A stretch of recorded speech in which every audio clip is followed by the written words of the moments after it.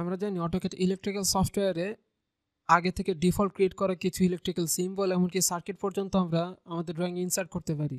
তো আমরা যদি আমাদের নিজেদের ক্রিয়েট করা কিছু সার্কিট আইকন মেনুতে সেভ করতে চাই, সেটা কিভাবে করা যায় সেটাই আজকে টিউটোরিয়াল আমরা দেখা ট্রাই করব। তো সেই উদ্দেশ্যে আমরা হোম ট্যাব থেকে শুরুতে স্কেমেটিক ট্যাবে চলে যাচ্ছি।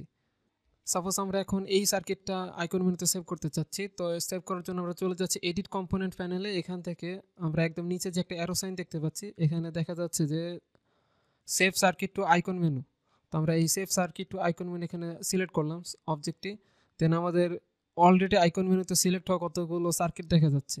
তো এখান থেকে যদি নতুন কোনো সার্কিট আমরা অ্যাড করতে চাই, তাহলে আমরা দেখতে পাচ্ছি একদম ডান দিকে কর্নারে অ্যাড অপশন আছে। তো পাশে অ্যারো সাইনে ক্লিক করলে আমরা কি আসলে অ্যাড করতে চাচ্ছি, আমরা কি কোনো সার্কিট অ্যাড করতে চাচ্ছি। যেহেতু এখানে সার্কিট অ্যাড করা হয়, এখানে আমরা কম্পোনেন্ট বা কমান্ড অ্যাড করতে পারবো না। আমরা চাইলে নতুন একটা ফোল্ডার ক্রিয়েট করতে পারি নিউ সাবমেনু অপশনটা সিলেক্ট করে, বাট আমরা সেটা করতে যাচ্ছি না। আমরা অ্যাড সার্কিট অপশনটা সিলেক্ট করলাম। তো এখানে সার্কিটের একটি নাম দিতে হবে। তো আমরা এটা দিয়ে দিচ্ছি মাই সার্কিট।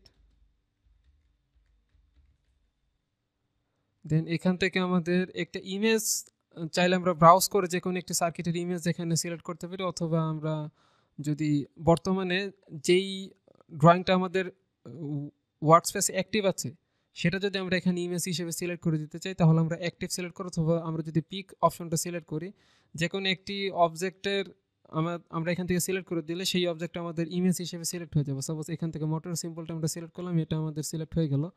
অথবা আমরা যদি অ্যাক্টিভ অপশনটা চুজ করি, তাহলে পুরো সার্কিটের যেই সিনারি অর্থাৎ স্ক্রিনে যা দেখা যাচ্ছে সেটা আমাদের জাস্ট প্রিভিউ একটি ইমেজ হিসেবে একটাখানে সিলেক্ট হবে।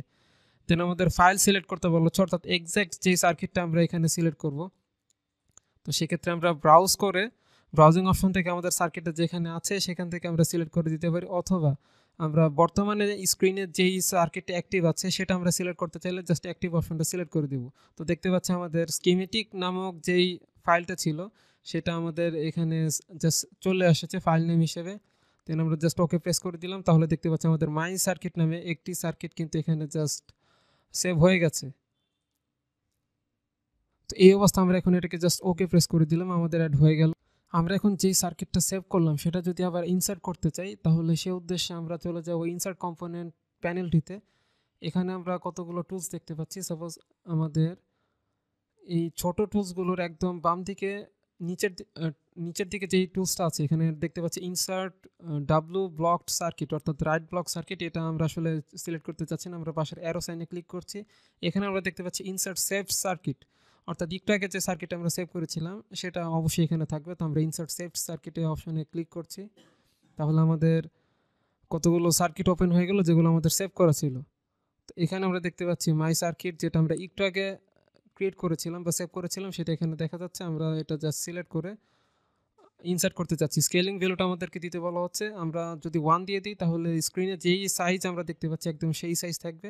বাট আমরা যদি একটু সাইজটা ইনক্রিজ করতে চাই বা ছোট করতে চাই, তাহলে আমরা এটাকে ছোট করে দিতে পারি 0.5 লেখা, অর্থাৎ বর্তমানে যে সাইজ আছে তার থেকে অর্ধেক হয়ে যাবে। আমরা নাম্বারটা বাড়ালে অবশ্যই সার্কিটের সাইজটা বড় হবে। দেন এটা প্লেস করতে বলা হচ্ছে, আমরা এই সাইডে প্লেস করে ফেললাম। তো জাস্ট আমাদের আপডেট হচ্ছে, দেখতে পাচ্ছি আমাদের সার্কিটটা কিন্তু এখানে প্লেস হয়ে গেল। এভাবে আমরা যে কোনো সার্কিট আমরা আইকন মেনুতে সেভ করে জাস্ট পরবর্তীতে সেটা ইউজ করতে পারি। ধন্যবাদ সবাইকে।